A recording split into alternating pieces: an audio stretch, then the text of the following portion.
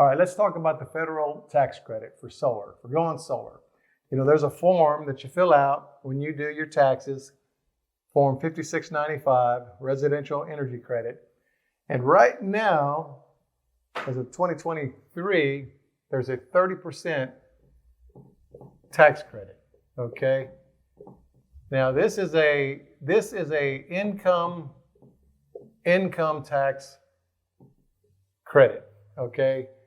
So just to clarify, because people think they're going to get a rebate, some companies are even telling folks they're going to get a rebate for their project. But let's just hypothetically take a $30,000 solar project. This was the gross amount. The 30% on this would be $9,000, okay? So the net cost of this system realistically is only going to be $21,000 because this is real money.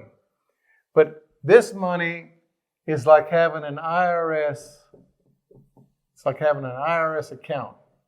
You have this built in your IRS account for $9,000. So say you pay $4,000 a year in income tax. So when you file your taxes, you use the form. The first year, there's $4,000. Well, this is zero now, and because it comes out of here first. But now you have one question that people have is do you have to take it all in the first year? Well, you don't. This rolls over.